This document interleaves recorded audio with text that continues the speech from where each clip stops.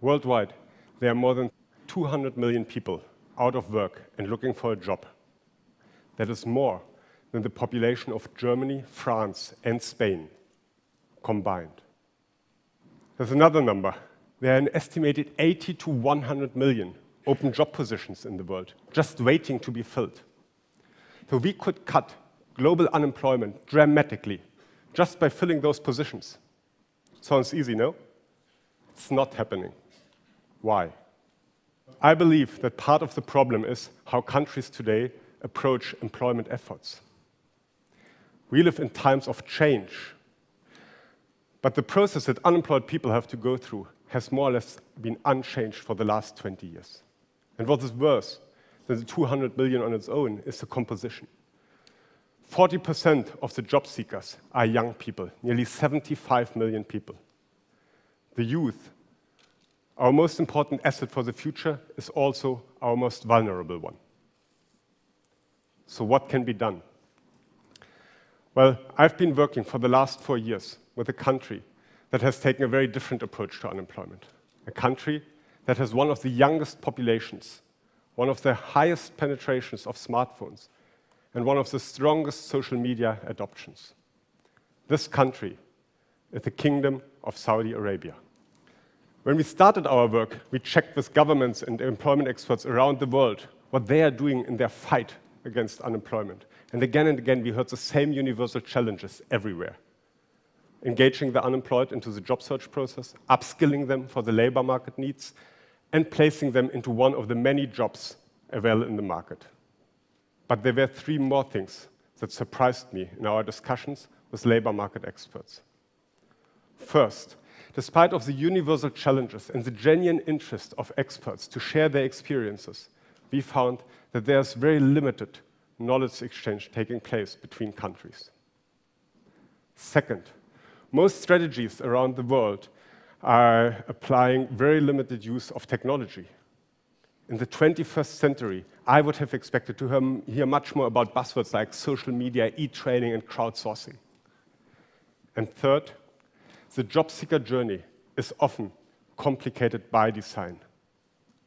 One of the experts once told me, Alex, you have to make the job seeker journey tedious and painful.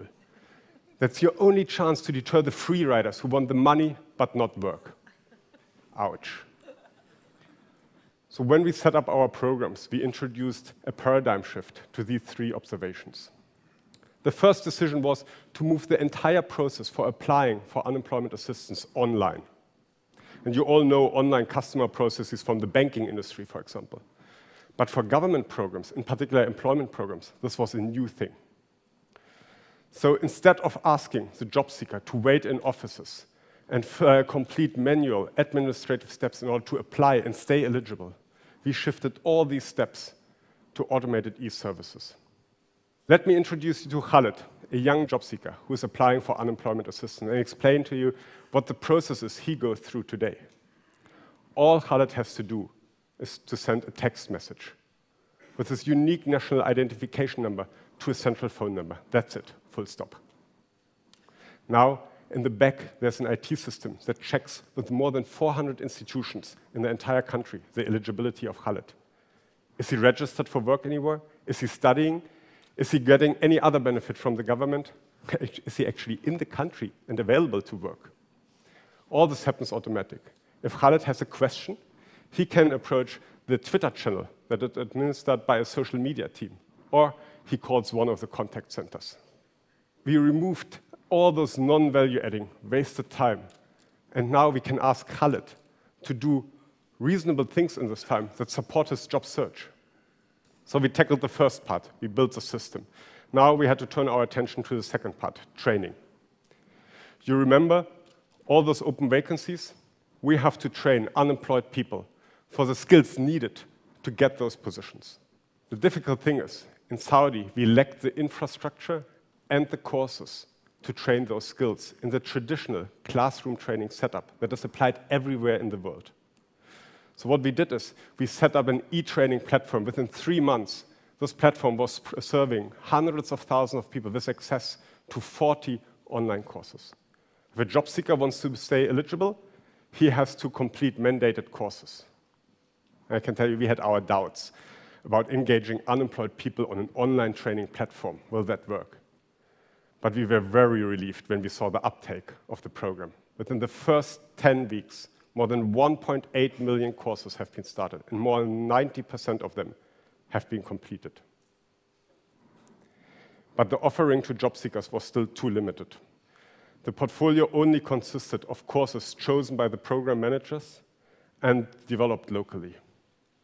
Going forward, the government is actually engaging accredited vendors from all over the world to put their content on an online platform. And that is a kind of crowdsourcing. This will allow the job seekers to select their own individual programs. And we can tap into the latest, most fascinating and engaging content worldwide. The government is experimenting with MOOCs, blended training, interactive courses, and online support of on-the-job training programs. Such a program literally cries for international cooperation. Let's not reinvent the wheel and develop content country by country by country. Rather, let's leverage existing content globally by adapting it and translating it to local markets. To create these engaging programs takes a lot of effort. The required scale can be achieved by working together globally. So we introduced speed, smooth customer journeys, and a wide portfolio of training to job seekers. And now we are experimenting with yet another paradigm shift. So far, employment programs around the world are based on a penalty approach. That means from day one, the job seeker is incentivized by a threat to lose his employment benefit if he is not complying with mandated courses and so on. On top of that, all job seekers are typically categorized in a few boxes, and within each box, everyone is treated the same, regardless of the individual needs and preferences. So we are in the middle of an experiment, of a pilot that takes the opposite approach, one that combines the balance of penalties and incentives, and one that allows the job seeker to put together his own portfolio of programs and interventions.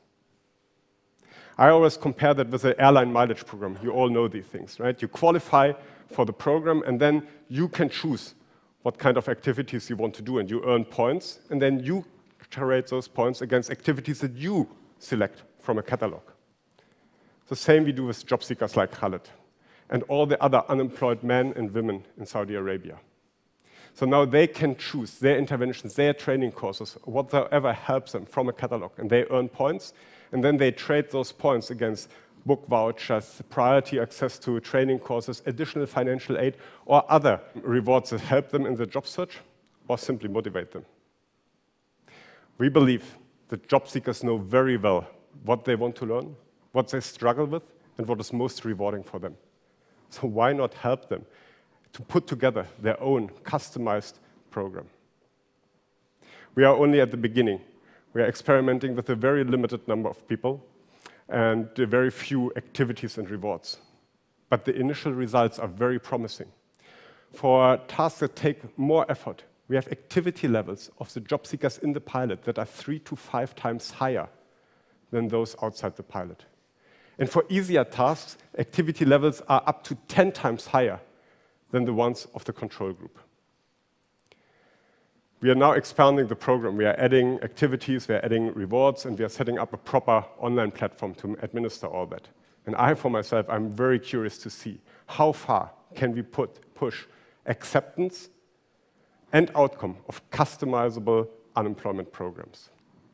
Unemployment is a global challenge. It leads to social unfairness and friction, and in worst cases, to unrest and violence. There's a lot at stake for all of us.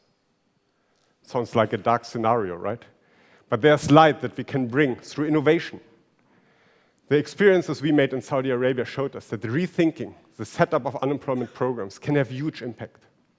In our case, technology helped us to be faster, to be more tailored to, and be more engaging with our customers. And our customers are unemployed citizens. This all would not have been possible without the strong support from experienced partners from around the world. And I believe we are only at the beginning of a very exciting and important journey. Much more can be done. Luckily, countries are not competing against each other with low unemployment rates, so we can freely share experiences. At an international knowledge sharing session that we set up, a senior Saudi government representative once said, "Help us to avoid old mistakes that you already made, so that we can make mistakes and share those with you." So now, here's the opportunity for a big change right ahead of us. We can put millions of people worldwide into jobs. Sounds great, yeah? But it will only happen if we continue to experiment with new approaches, to apply best of technology, and to learn from each other. Thank you.